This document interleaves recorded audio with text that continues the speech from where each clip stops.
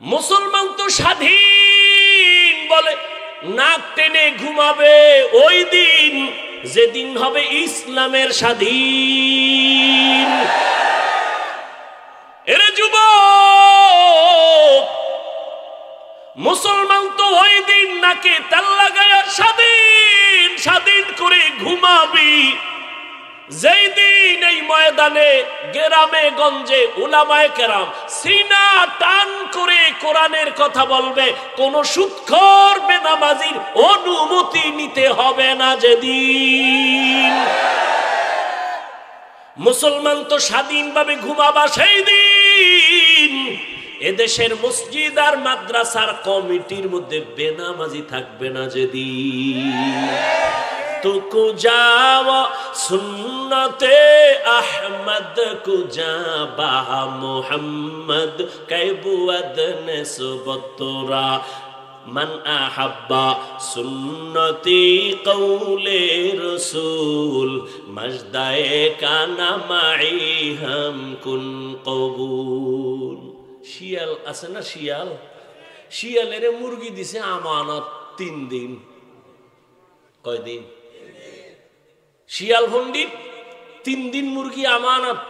শিয়াল কয় দোয়াও চাই মাফও চাই, 1 সেকেন্ডও রাখা যাবে না, জিন্দাও পাইতে না মরাও পাইতে না। শিয়ালের হাতে মুরগি রাখলে যেই অবস্থা হবে ভালো করে মুখস্থ করো হে মুমিন। শিয়ালের হাতে মুরগি রাখলে যা হবে, ধর্মের চাবি সুদখোর বেনামাজির হাতে রাখলে তাই হবে। সুদখোর বেনামাজির হাতে ধর্মের চাবি রাখলে ওই দশা হবে। বলেন তো রাখছে কারা? জিব্রাইল। কারা রাখছে? আমরা কিন্তু কষ্ট লাগে না? ভোটের আগের রাইতে কুত্তার পায়খানা খাইছেন টাকা বইলা, আমরা কইতে কষ্ট লাগে না?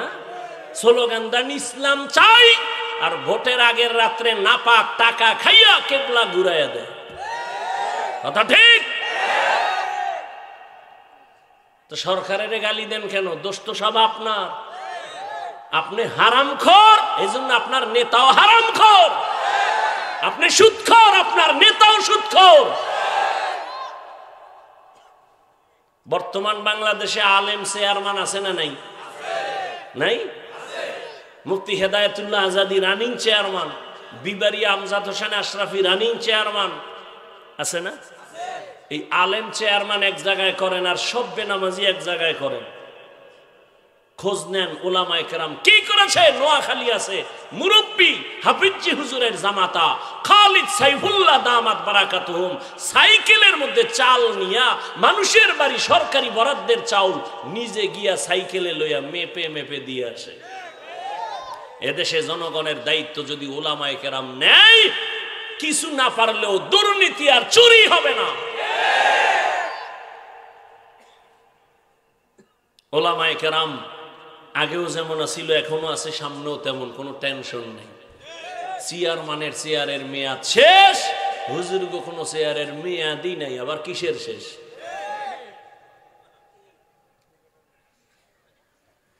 আল্লাহ হেদায়েত দান করুন।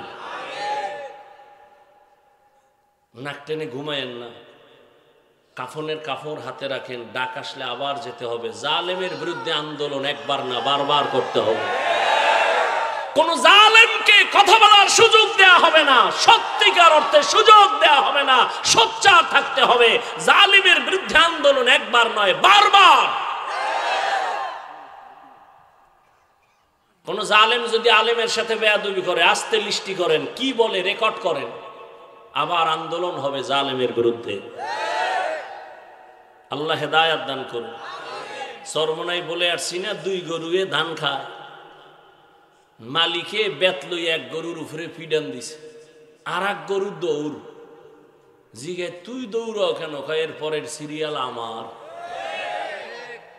বুঝছেন? আর বাংলাদেশ কিন্তু এটা বাংলাদেশ, এটা বাংলাদেশ বুঝে লইন। আপনাকে কেউরে দরকার নাই, আলিয়া মাদ্রাসাও লাগবে না, শুধু আমরা কওমিওয়ালারা বাঁশের লাঠি লয়ে যদি শিক্ষক ছাত্র মাঠে নামি, সমস্ত নাস্তিক বেঈমানগুলো কথা বলার আগে আলেমের অনুমতি নিতে হবে। সাবধানে চইলেন। আর বুকের পাটা থাকলে সামনে দাঁড়ায়েন ওলামায়ে কেরামের। ওলামায়ে কেরাম মরতে জানে, মারতে জানে, কিন্তু কোনো বেঈমান আর নাস্তিকের সামনে মাথা নত করতে জানে না।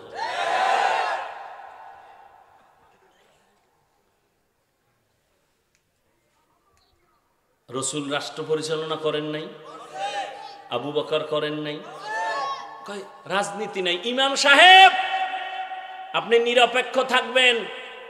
আমি বলি যুবকরা আবার সোজা হও, আওয়াজ দাও। ইমাম যদি নিরপেক্ষ থাকতে হয়, কমিটির প্রত্যেকটা দায়িত্বশীলকে নিরপেক্ষ থাকতে হবে।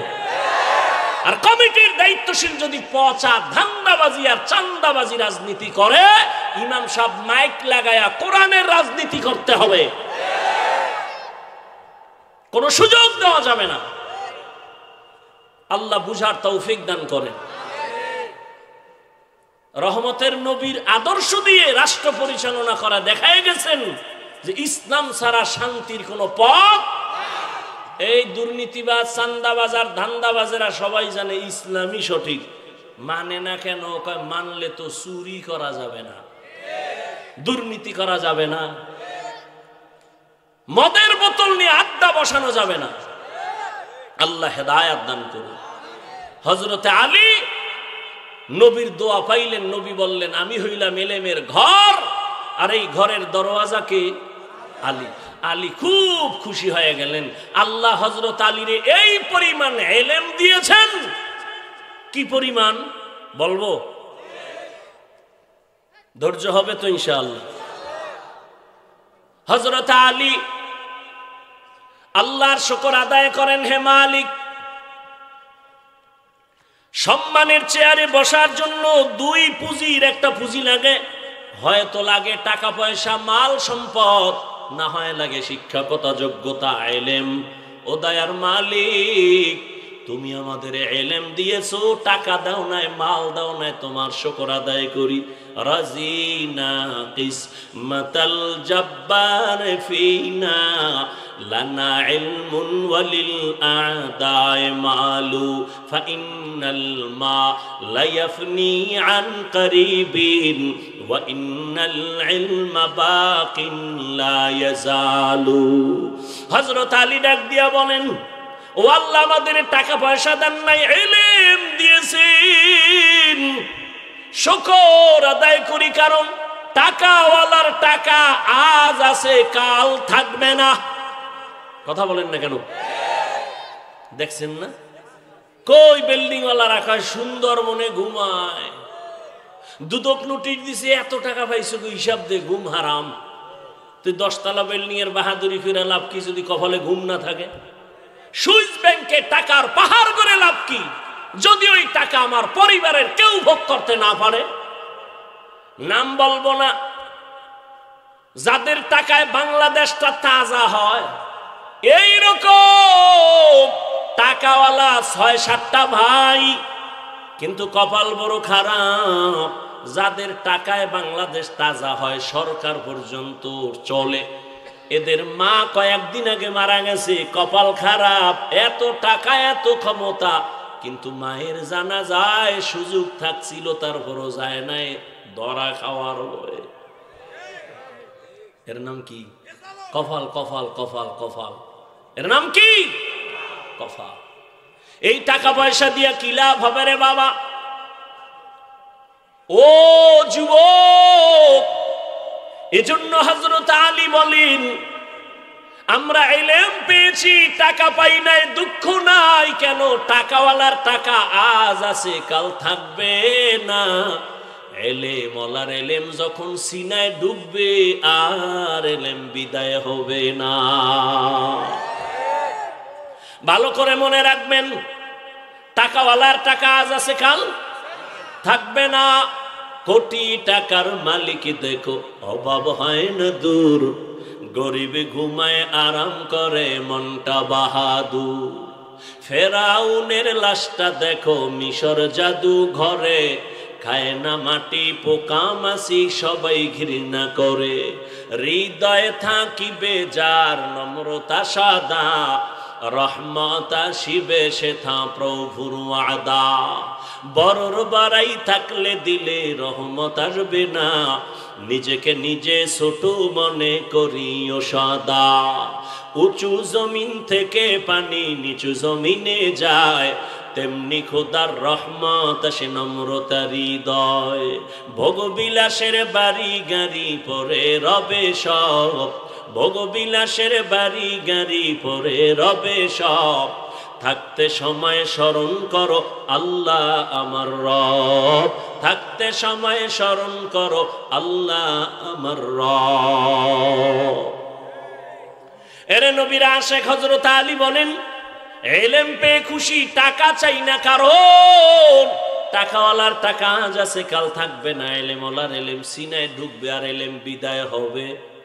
তবে এখানে ছাত্রদের জন্য একটা পয়েন্ট আমি বলে রাখি, ও আমার কলিজার ছাত্র বাবারা, ইলম সিনায় ঢুকবে ও স্কুল কলেজের ছাত্র, ও মাদ্রাসার ছাত্র বাবারা।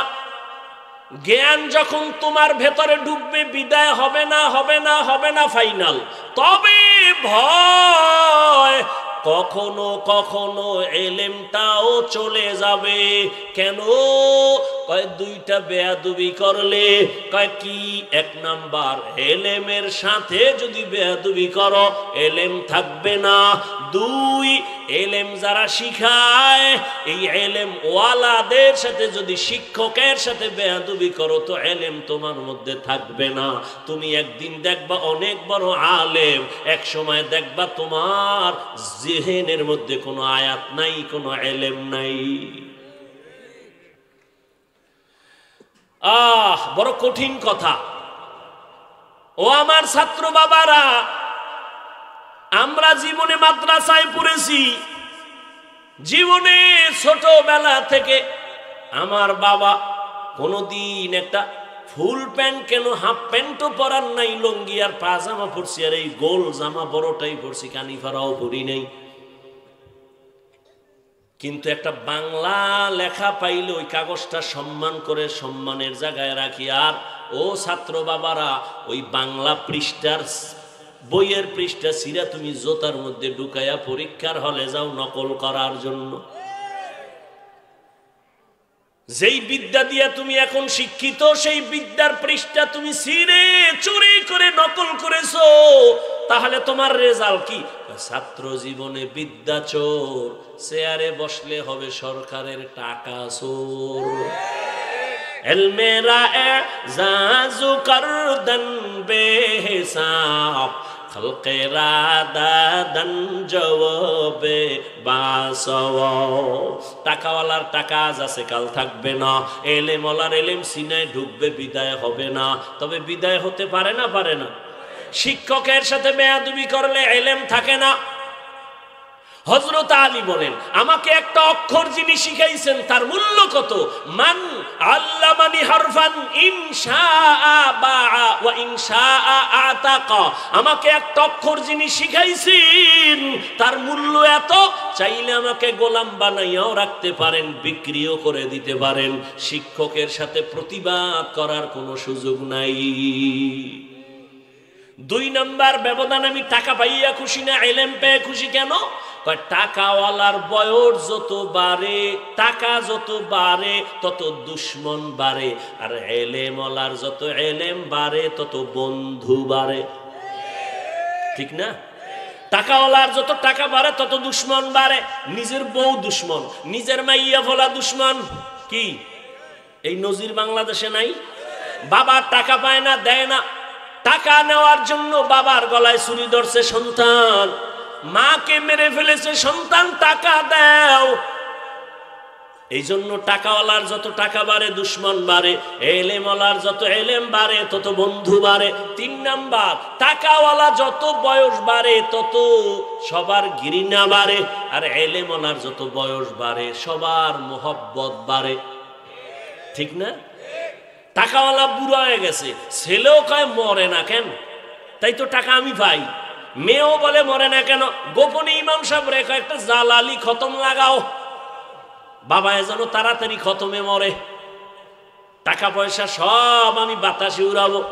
আর ইলমওয়ালা যত বুড়া হয়, বড় বড় বড় বড় মুহাদ্দিস সাহেবরা লাইনে দাঁড়ায় বড় আল্লাহ ওয়ালার জুতা সোজা করার জন্য।